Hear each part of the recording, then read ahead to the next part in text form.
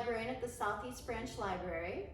And I'm Margaret. I also work with Cheryl at the Southeast Branch Library of the St. Johns County Public Library System. And welcome to our program. Welcome to our program. Cheryl, how was your weekend? What did you do? It was pretty good. I started out by ordering my favorite Hawaiian pizza with extra anchovies, always delicious. Then I started listening to this group called the Beatles, but from what I've read about them and listened, they're really overrated. So I had to put on some Hoobastank and some Nickelback, kind of as a palate cleanser. Ooh. And then I started watching Thor, but Chris Hemsworth was so not good looking and so hard on the eyes, so I had to stop the movie. Oh, wow, those are some unpopular opinions. I don't know. I'm just kidding. I totally love the Beatles. Thank Thor goodness. is not ugly. We could not be And friends. Hawaiian pizza is disgusting. The anchovies, I don't know, I think the pineapple in there would be good, but the anchovies, I just don't know. I just don't know about those. Not a favorite. But that's what our program's about, unpopular opinions. Unpopular opinions. We're going to talk about some of the books and the movies that people have either loved or loathed that we felt alternately about today. Ding, ding. We based the idea of this program off of Greg James's BBC show called Unpopular Opinion, where he talks to guests about their random unpopular opinions, and there's this really cute theme song. It's like and I sent an email and tweeted Greg James to see if he would let us use it, but he didn't get back to me yet. So Obviously the BBC's got bigger things. yeah, so you won't be hearing the song from us today, but Google it. Yeah, It's a fun cute. it's a fun show. I'm gonna start us off with our first book, Harry Potter and the Sorcerer's Stone. Yeah. I think we can all agree Harry Potter sucks. 4.47 out of 5 on Goodreads. Most people love Harry Potter. Honestly, it's no Hobbit. It's a terrible tragedy written under the guise of a coming-of-age tale, and Dumbledore is this huge villain. He's just a terrible guy, and Harry Potter can play Quidditch like right away, even though he's never gotten on a flying broom in his life, and he's just amazing, and he can catch the snitch, and everybody loves him. And, you know, I don't know. I just don't get the hype. I am totally just kidding. Who doesn't love Harry Potter? Like that's that would be a crime for sure.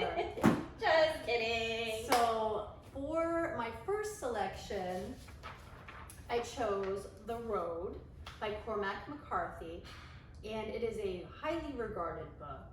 It was a 2007 Pulitzer Prize winner for fiction, Oprah's Book Club selection. It's got a 4-star rating on both Amazon and Goodreads, and it was called, and I quote, a searing post-apocalyptic novel destined to become Cormac McCarthy's masterpiece.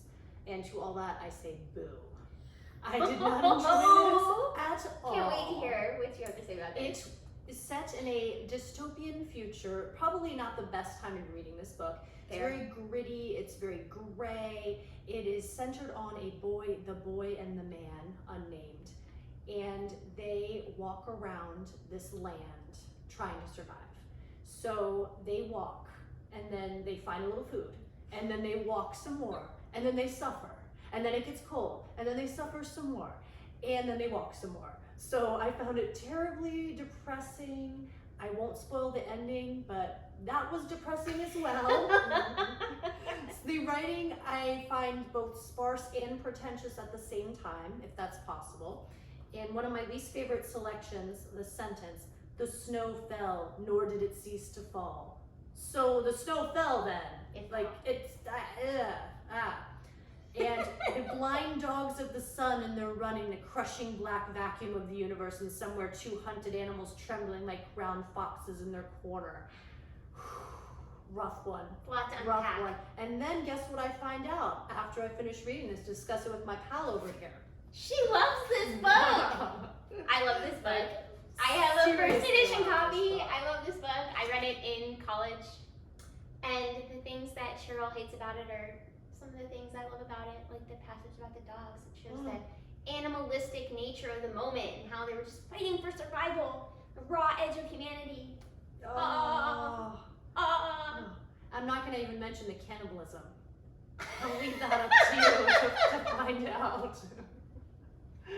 Yeah, just all around not a fave, but I respect your opinion. I respect yours. All right. We won't fight today. Fair enough.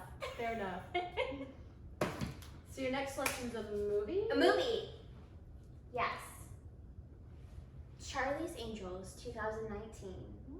3 ladies fight for the justice of the world, trying to save the world. And people hated this. They called it flat and boring. They felt like they ate a Tide Pod after seeing this movie. Chew on that. And it got a 4.7 out of 10 stars on IMDb. That is bad. They called them man-hating. I mean, it was not a pretty scene on there when I was reading the reviews. I, however, thought it was great. I loved it. It's a fun romp. Yeah, it is a fun romp. Yeah. Great word choice. Yeah, it was a great distraction. And I don't know, just the acting was good. Elizabeth We're filled with angst. Angst. For Elizabeth Banks. Elizabeth Banks was the director, and she's awesome. I thought the acting was great. It, isn't going to win an Oscar, but the first movie didn't win an Oscar, and, Yeah. I don't know. And Kristen Stewart, I think she's a fine actress, which might also That be is an an unpopular unpopular opinion. I will stand by that though. But she was great in this, and all 3 of the ladies were strong, and I don't know, I liked it. It was good. Now I want to see it. You should. So for a film that is perhaps my most controversial selection, I have chosen Yorgos Lanthimos' The Lobster. And Lanthimos is one of my favorite directors. He did The Favorite, which was nominated for Best Picture, Dogtooth, Killing of a Sacred Deer. He's a creative genius in my estimation. He's a maverick. He's very out there. Just trigger warning and caveats, like abound. It has killing of animals. It has suicide attempts. It has very dark parts. I'm really selling this. It's sounds a dark movie. Yeah, not a fun romp. Not a Anti-fun romp. But I think it was so great. It really shows, it's an allegory about relationships and societal pressure on having relationships. David has to go to a hotel, as everyone does if they are unpartnered or uncoupled. He has 45 days to select a mate. They have to have a defining characteristic. So if he has a limp, the other person has to have a limp. And if they do not select their mate within that time, they are turned into an animal of their choosing, hence the title of the film. Yeah, 45 days doesn't seem very long when your livelihood is at stake. Yes. And there's a faction of the loners who live in the woods, and they make the people that stay at the hotel fight the loners, and every time they get one with a tranquilizer gun, they are given 1 extra day onto their stay. Okay. And Rachel Weisz enters the picture at that point. Colin Farrell's David, by the way, I love him. And he might or might not be developing feelings for her, which is verboten and forbidden in the loner world. So that's where some of the tension comes in. But everybody I talked to, it was like a resounding no. Everyone hated this movie except for me, but I will stand by it. Stand by your lobster. I stand by my lobster. Cheryl, have you watched love it to prepare for this program? Because I had not seen it. And I didn't hate it. It's not like I don't think I'll watch it again. It definitely poses some interesting questions, and it is worth at least one watch. As long as you know, it is definitely, it almost at times felt like a horror movie with the way that the music was playing and the ominous feel that it had. And it's billed as a comedy, which is not a comedy. It's not a comedy. A dark comedy. First scene in this movie is this lady riding in the car. She gets out of the car and just shoots a donkey.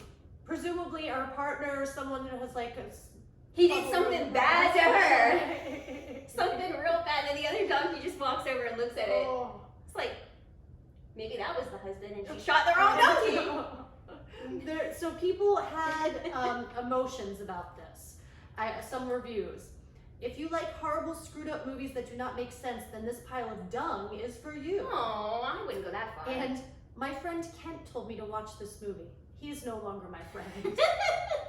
So I do feel like it was a love story at its very heart. It really is. It's a testament to love, just albeit there's a little bit of scary stuff that happens. Definitely. So I liked it. Again, didn't hate it. Fair enough. I can definitely see why you liked it though. It was very compelling. Good word. My next book is one that many people love. 4 out of 5 stars on Goodreads, Wild by Cheryl Strayed. It is a memoir about Cheryl as she hikes the Pacific Coast Trail alone. So that was one of the things I had an issue with this book. It's supposed to be about her finding herself and feeling empowered and being okay with who she is. And I don't know, throughout the whole book, it seemed like she was really never by herself. She didn't really hike a whole lot. She should have met the guys in the road. They hiked a lot. And like every person that most people she encountered were men, and every single man she encountered was enamored with her, and I don't know.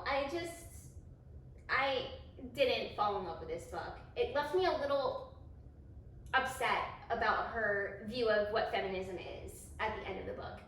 However, one of the reviews that I read about this said the bravery and honesty that she showed in this book flowed through the pages and touched the person deeply to their soul.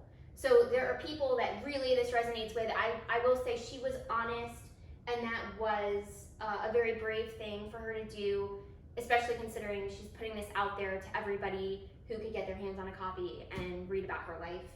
And, you know, she definitely shows her shortcomings in it.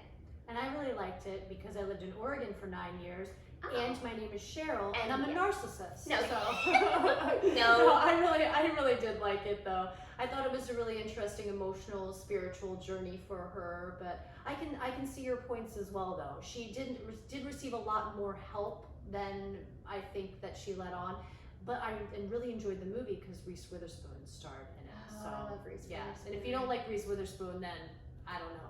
That would be the extreme unpopular opinion. Yes, it would. But yeah, interesting points, for sure. So I picked up this little puppy because James Patterson's name is on it. Patterson books. I've read a bajillion. James Patterson, Alex Cross, Women's Murder Club.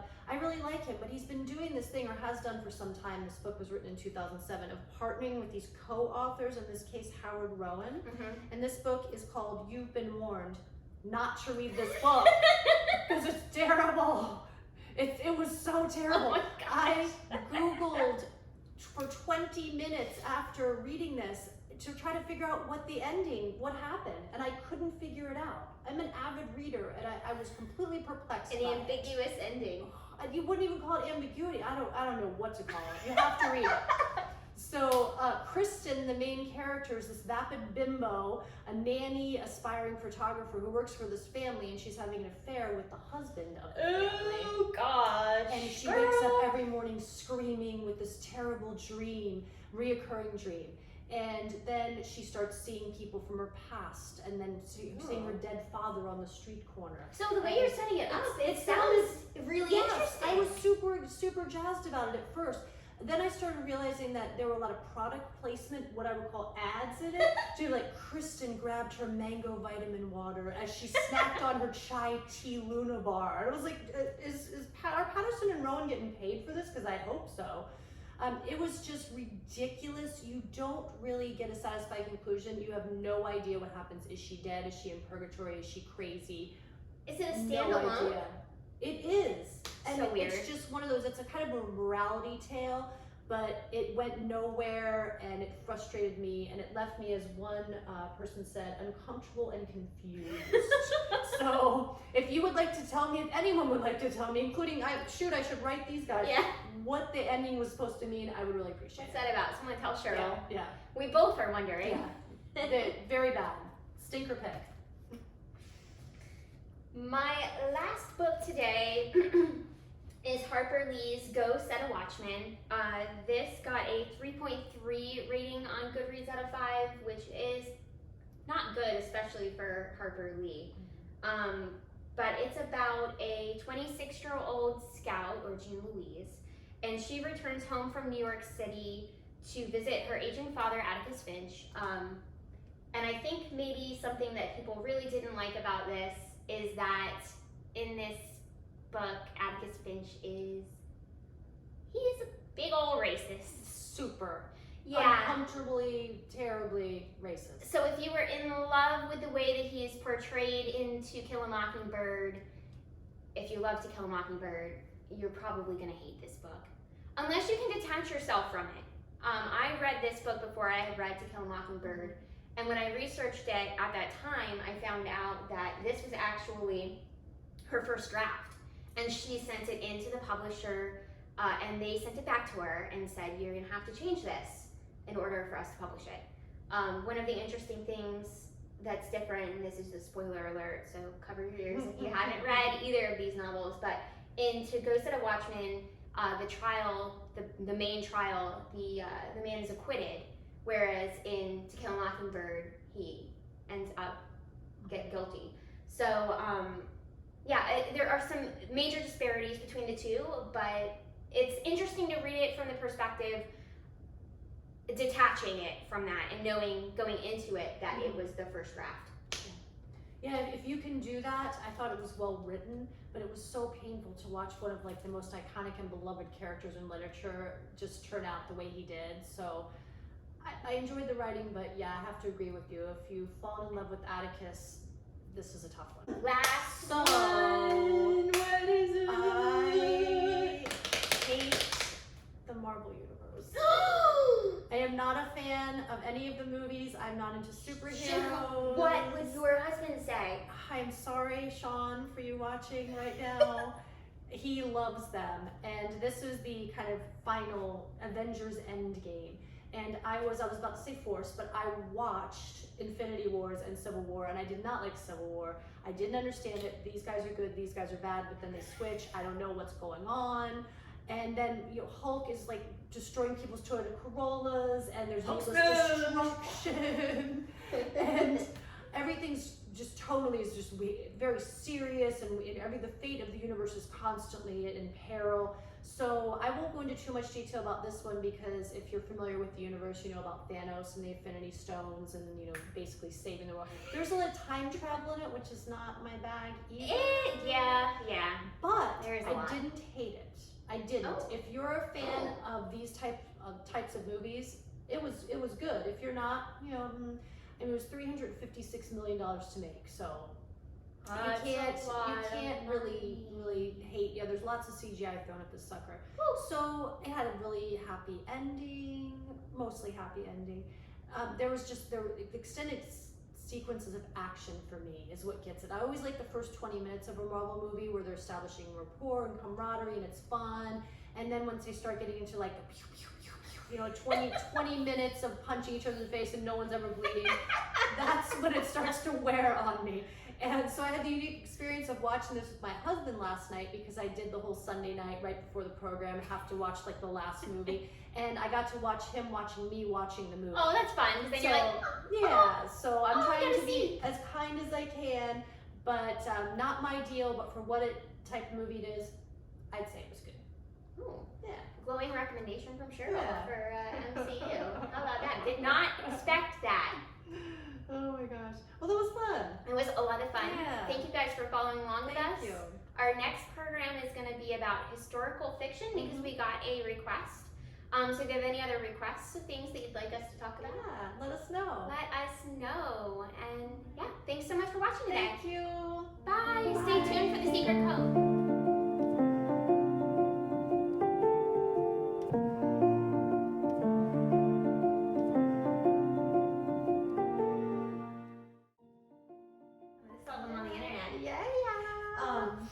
We'll just record the all right.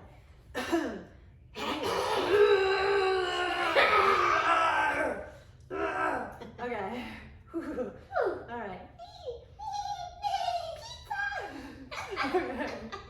So So I put on some Hoobastank and some Nickelback instead, which was like so much better. But all you need is love. And then, oh, I need. Okay, all right. 3, 2, 1.